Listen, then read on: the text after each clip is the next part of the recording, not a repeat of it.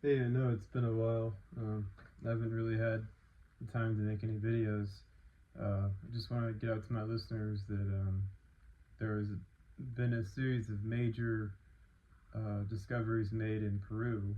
Uh, there have been found bodies of people who don't look uh, like us, and these bodies are smaller than us. Some of them have 3 fingers, some of them have 4 fingers, 4 toes, 3 toes, and they've been carbon dated to be around 1750 years old.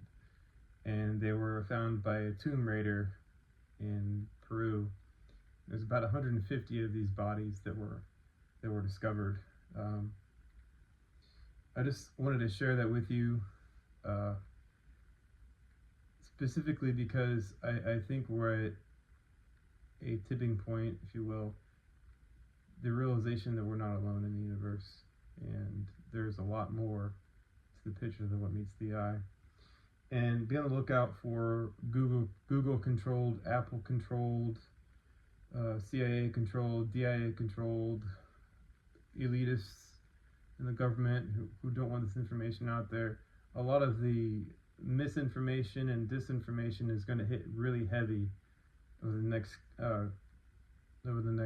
couple months to try to prevent this information from getting out there. But it's called the alienproject.com.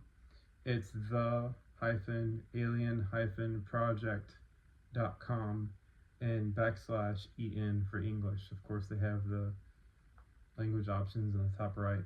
But you can peruse the CT scans of these people that they found in this tomb, and it's rather incredible.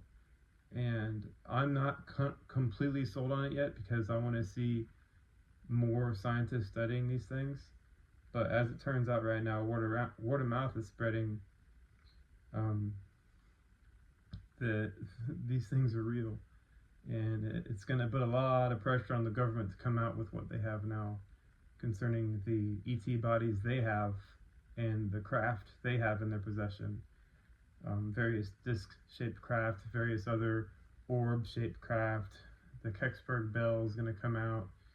A lot of these craft are eventually going to be exposed, which are being held in secret by defense contractors who are trying to reverse engineer them and make a whole lot of money on them. But now that we know that these things are real, I'm probably 99% sure that they're real.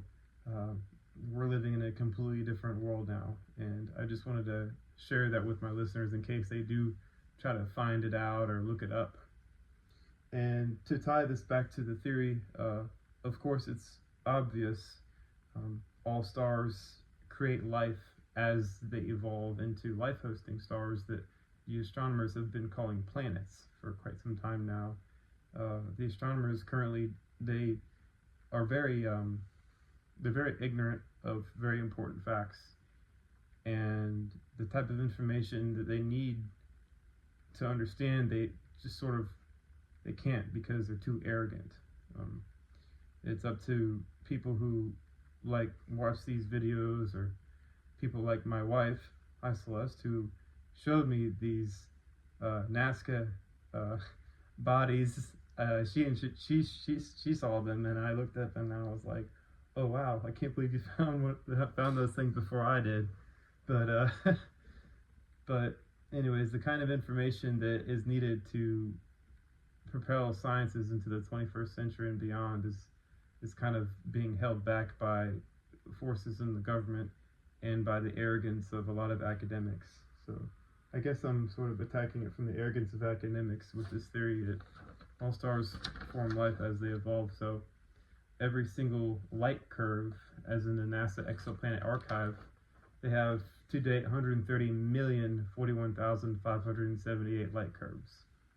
Each one of those light curves is a young star. It's potentially a young planet, or going to be a young Earth with life on it.